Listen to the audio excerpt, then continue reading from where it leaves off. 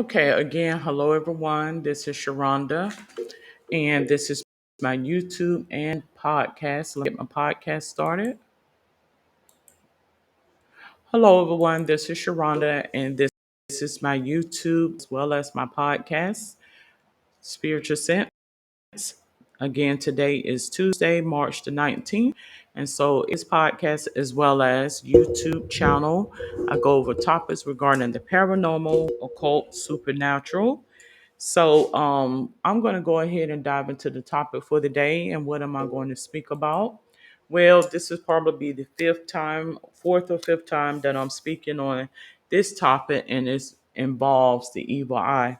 Now, I've purchased some little trinkets if you're able to see that regarding the evil eye. What is the evil eye? It says glance believed to have the ability to cause injury or death to those on whom it falls. Pregnant women, children, and animals are thought to be particularly susceptible. Belief in the evil eye is an ancient belief. It occurred in ancient Greece, Rome, in Jewish, Islamic, Buddhist, Hindu traditions, and in indigenous peasant and other folk societies. It mentions that it has persisted throughout the world in modern times. Um, so those most often accused of the evil eye include strangers, malformed individuals, childless women, and old women, is what it mentions. So the power of evil eye is sometimes to be involuntary. A Slavic folk tale, for example, relates the of a father afflicted with the evil eye who blinded himself in order to avoid injuring his own children. More frequently, however, malice towards and even envy of prosperity and beauty are thought to be the cause. Thus, in medieval Europe, it was lucky to be praised or to have one's children or possession praised. So, some qualifying phrase such as God will or God bless it was commonly used. Measures taken to ward off the evil eye vary wildly between cultures. So it goes on to mention that some authorities suggest that the purpose of ritual cross dressing, a practice that has been noted in the marriage ceremonies of parts of India, is to avert the evil eye. Asian children, as it mentions here, sometimes have their face blackened, especially near the eyes, protection.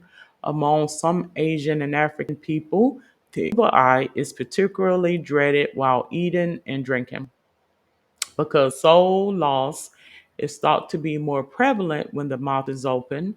In these cultures, the ingestion of substances is either a solitary activity or takes place only with the immediate family and behind locked doors. Other means of protection in many traditions include the consumption of protective foodstuffs or decoctions, the wearing of sacred texts, amulets, and I do have the amulet on, charms, talisman, the use of certain hand gestures, and the display of ritual drawings or subjects. So that's what I have on this website here. I'm going to give you my synopsis as to what I feel that is.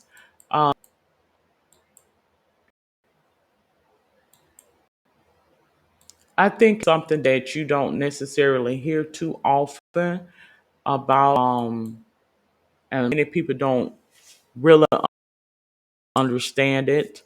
Another website mentions that belief that someone can have power over you or cause you harm, and wearing an evil eye talisman can be a way to protect yourself.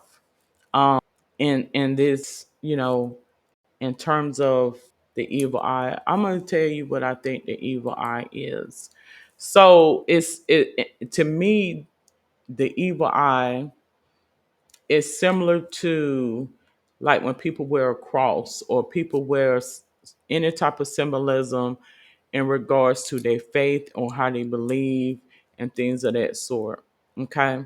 I think the evil eye is such as that is it's worn to ward off that energy, that those negative energies that are looking to steal, kill, and destroy, if that makes any sense. But it also gives you a spiritual sensibility of what capabilities are out there. So I give you an example as to what I'm talking about. Like if you're somewhere in unknown lands where it may be foreign, you may be at someone's house you don't know, or you may be in a town or a situation you're traveling and things of that sort. So in essence, it's to kind of like give us symbolism or a message to whomever does know, hey, if I do something that may be offensive or may be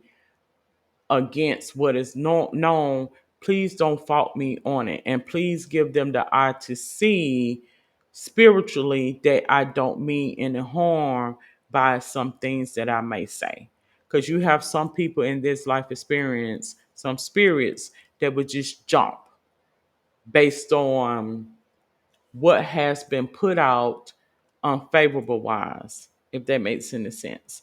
And I give you an example as to what I'm talking about. So me being a LPN, licensed practical nurse, for this year would be 21 years that I got licensed as a practical nurse, licensed practical nurse. And working in that field, you will be subjected to all different types of personalities, all different type of cultures, depending on what specialty you are working in. You may go to all different types of areas. Well, being such as that, um, I worked in home health for a few years, not a whole lot of the years in my course of being an LPN, to where um, some of the places I went to was quote deemed prejudice or quote ghetto or violent, and I'm just going there to do a job. Whatever you got going on in your personal life, personal dealing, had nothing to do with me. I went to school to be a nurse, and this is what came up on my assignment, and that's what I'm going there to do. I'm not concerned about granted, of course I want to protect myself or what have you, but I went in some areas where I felt as though, I could be at harm's way. I think evil eye works is similar to that, where you will wear you it's something that you will wear in times where you're not of the same person's like mindedness, but you don't want them to perceive you as a threat or as somebody that's coming in to facilitate some type of danger or harm towards them to where they will react. So I think that's what evil eye means when you are in unknown lands or you are in unknown spaces. Because it doesn't necessarily mean, unknown lands. I mean, you could, hey, in your own city, can go and be killed or harmed or injured or what have you. So, of course, it would be that way if you are in unknown lands. Like this is a covering to say, hey, however you feel about this type of person, that type of person, okay, let's put our feelings aside because we are here for one common goal. I'm not going to sit here and tell you no lie. There have been times where I did feel fear. I did. Like I could be harmed or injured or whatever the case may be. I did. I'm not going to say and lie to you. I have. And I think, in essence, wearing these symbols is to let them know, okay, look, however you feel about your mother, your sister, your father, your whom, whatever, really doesn't have anything to do with me. I'm here for one objective, and that's the objective that I'm here for. And I think, again, getting back to evil eye, I think it works in similar situations such as that. When spiritually, I'm not going to sit here and say that when a person feels the need to want to defend himself or herself, that that's not warranted. I'm not going to sit here and say that. But what I will say is um, the ability to know spirit,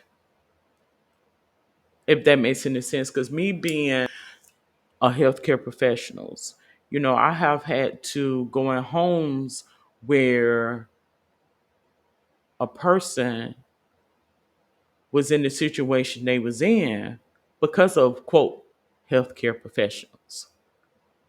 Now, how ironic is that? So I think in essence, it's your covering, it's God's way of covering you and providing some sense of solace of those who have had some things unfavorably to happen to them, to facilitate some type of trust and not to want to jump off and view everybody as the enemy, because everybody is not your enemy. Some people have had some things unfavorably to happen to them, which will forefront them into this spiritual duty or spirit related job field. So I think as such as that's what the evil eye is all about. Like, you do have the ability to see, but I don't want you to get it to where you get confused and lose sight of it. Like, if I have a spat with you, don't take more out of it or make more out of it than anything, because I can have a bad day just like the next person. And I think that's in essence what that whole sensibility is all about in terms of symbolism. I did a podcast episode as well as visual presentation on spiritual symbolism as such. And I think that's basically what that is. Like, I don't want you to feel like I'm your enemy, if that makes any sense. So I am going to go ahead. Let me see if I'm able to find any more information on evil eye. Um, but it is real. It's across many cultures. It goes to mention it occurred in ancient Greece and Rome, in Jewish, Islamic, Buddhist, and Hindu traditions.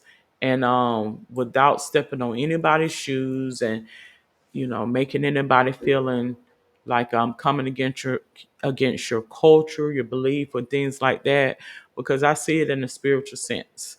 From my understanding, Jewish is a people versus a religion. And, if you take on those faith and beliefs, then you are, can become Jewish. So I think it's more spiritual than anything, kind of like a tribe, a grouping, or whatever the case may be. It's God giving you a sensibility as one thinks. And the true nature behind the individual is what it lets me know, if that makes any sense. Okay. So I'm going to conclude this episode of Spiritual Sense, speaking about evil eye. What is evil eye? I think it's basically God giving you synopsis as to who is overseeing in a situation. Like, if there's oversight of you, if there's someone that's watching over, um, perhaps to even try to cause you harm or to do you in. I do feel as though it is that in essence as well. But you ask God to give you true understanding as to who is trying to do you in versus who is not, because everybody's not out to get you. That's what I feel. Okay. Again, I mentioned that as a child, I was able to see the evil eye. The evil eye is actually on the dollar bill, to be honest with you. You turn it over, you look at the pyramid that's on the dollar bill. That's the evil eye. That is the evil eye. Simple as that. So until then, you have a safe and wonderful day. Good day.